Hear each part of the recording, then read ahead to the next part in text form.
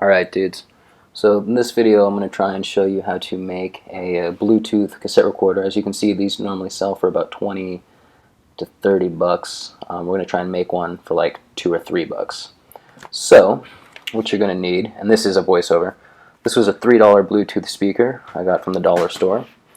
Along with that, you're going to need a cassette tape. I got that for 50 cents at Goodwill. And here I show you a magnetic head that I scavenged from a record player, but actually you're not going to need that.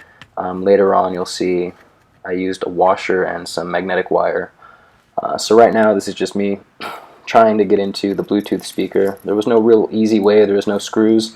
So sometimes you just got to break things, get in there, you know, hopefully you can put it back together, but this I didn't mess up too bad. I just kind of scratched the outside. So you open the speaker and we see that inside is a battery pack. So let's go ahead and take the battery pack out, and there's a circuit board underneath there. So we need to get all the contents out of this packaging so that we can manipulate and hack it. Alright, so with the battery pack off, there's a couple of screws we're going to have to get out. Nothing too difficult.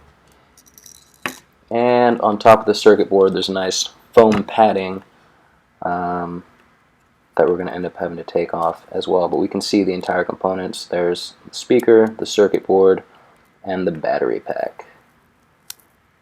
Underneath that foam padding on the circuit board are our battery, positive and negative, and to the right are our speaker wires, which we're going to use to hack. This also has a power switch, auxiliary cord, and a little mini USB charging port so that we can charge our Bluetooth. Next, we're going to have to take the cassette apart, obviously, and figure out how to fit everything from that speaker into this cassette. Circuit board was a bit bigger than I was expecting. I was expecting a much smaller circuit board, actually. So to do that, I'm going to have to file down the sides, cut the sides, file it down. You'll see at the very end, this is a very modified thing. I was proud about this, though. If you actually look, it clicks into place. I'm not sure if the audio will come up, but it actually clicks into place because I got the sizing just right. Turn it on.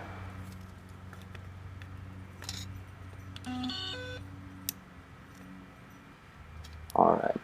And now again, I didn't end up using this magnetic head because for some reason, I don't know if the head was malfunctioning or what, but I basically just connected it. And I'm actually going to stop doing the voiceover now because this didn't work out the way I wanted it to. But you'll see what I did in just a second. So.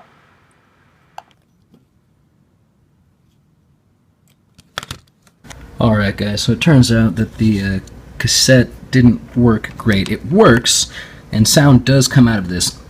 For some reason, what's coming out of this is not lining up with any tape player that I've had. So the tape player has also one of those little heads in it, just like this. So one acts as a reader, while the other one acts as the player. So this one's the player, that one's the reader. So, unfortunately, even when I get this in the right spot, it sounds really faint. I mean, it does work, but the volume is just terrible. But I found out that what these are really simple. They're actually just this. They're a magnetic ring with a gap in the middle, with a bunch of coils in the end. So what happens is that the board sends your music into the leads in the back right here, which induces a magnetic field through the ring, which it fluctuates, and as that fluctuates, this other one picks up on the fluctuations and turns that into music and amplifies it loudly. So, new game plan, which would make this actually even cheaper and easier for people to build, because they won't need to find one of these or scavenge one of these. I think we can actually just, I already moved the battery pack up. I think if I just put this guy, it'll actually work better. And the reason I think that is because I actually tried this out because I connected it to the back of some headphones, which I don't have in the screen right now, but basically I connected headphones to this, hung this through there, and it worked beautifully.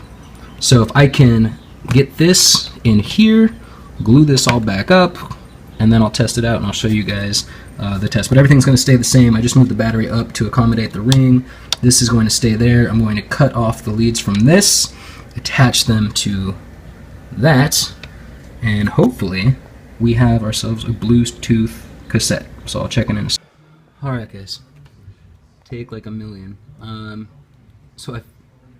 This part was bumping into the reader down there, because when the reader plays it actually lifts up, and so it was hitting the washer. So I filed down the washer and moved it back, re-glued it down.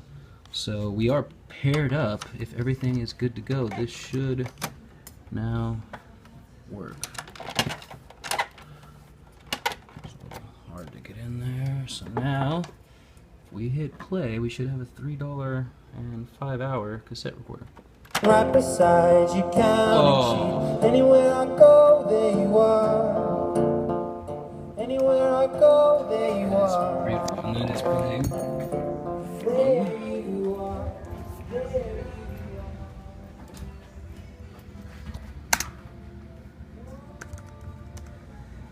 Yeah. Connected.